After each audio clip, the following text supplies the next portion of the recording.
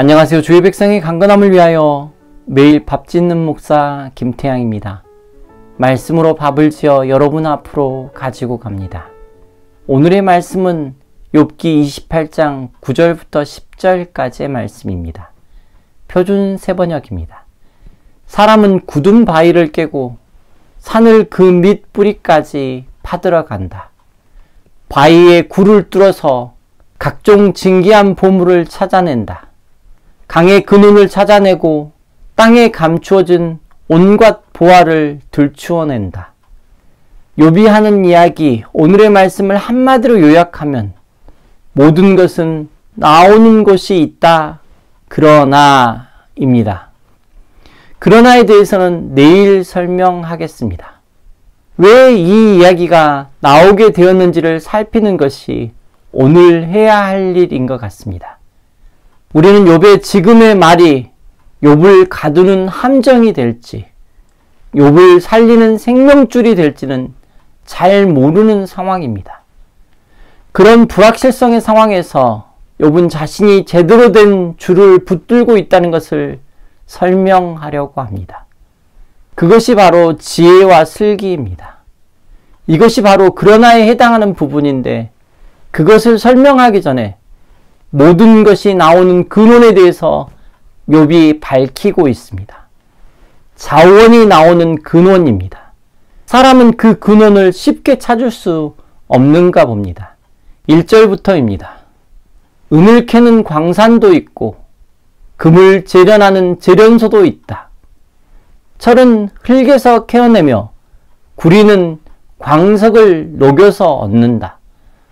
광부들은 땅속을 깊이 파고 들어가서 땅속이 아무리 캄캄해도 그 캄캄한 구석구석에서 광석을 캐어낸다.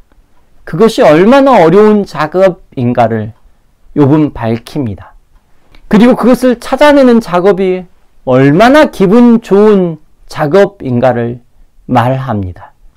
9절과 10절입니다.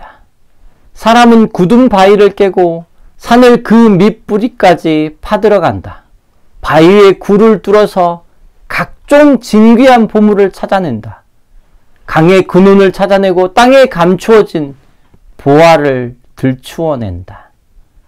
인간이 할 수 있는 가능한 일을 욥이 말하는 것입니다.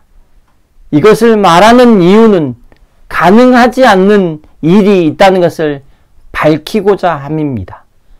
분명 우리가 찾아야 하는 것이 있지만 우리의 노력으로, 우리가 할 수 있는 어떤 노력으로도 찾을 수 없는 것이 있다고 말하고 싶은 것입니다.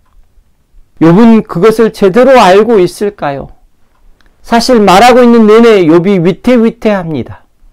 보물을 찾고 있는데 보물은 찾지 못하고 함정에 걸린 것 같은 위태함입니다. 아니, 친구들이 보기에는 욥은 이미 함정에, 아니 구덩이 속에 걸려 있을지 모르겠습니다. 욥의 처지를 보면 구덩이에 걸려있는 시간이 오래되어 이제 곧 죽음을 보게 될지도 모른다는 생각을 하게 될 것입니다. 그런데도 욥은 지금 우리의 눈에 보이는 것보다 더 근원을 향하여서 달려가는 것이 무엇인지를 말합니다.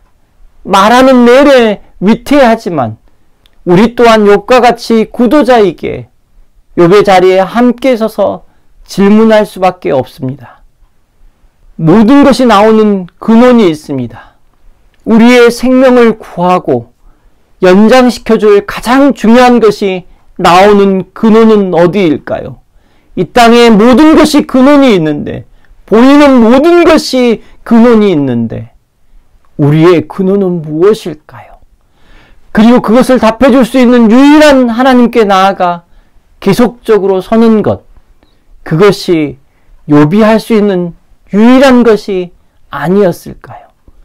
어떠한 상황에서도, 자신의 삶에 갈등과 의문을 가진 상황에서도 하나님 앞으로 나아가는 것을 잊지 않는 욥 말입니다. 이 시간 다 함께 기도하겠습니다.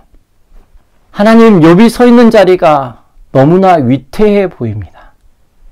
이미 너무나 깊이 함정에, 구덩이에 잡혀 있는 것 같이 보입니다. 거기서 빠져나올 수 있을까? 욥이 지금 하는 말이 그의 삶을 더 위태한 지경으로 끌고 가는 것은 아닌지 고민해 봅니다. 우리의 인생의 근원이자 해결자 되신 하나님, 주님이 우리를 붙들어 주옵소서. 주님이 우리를 붙들어 주옵소서. 예수님의 거룩하신 이름으로 기도드립니다. 아멘.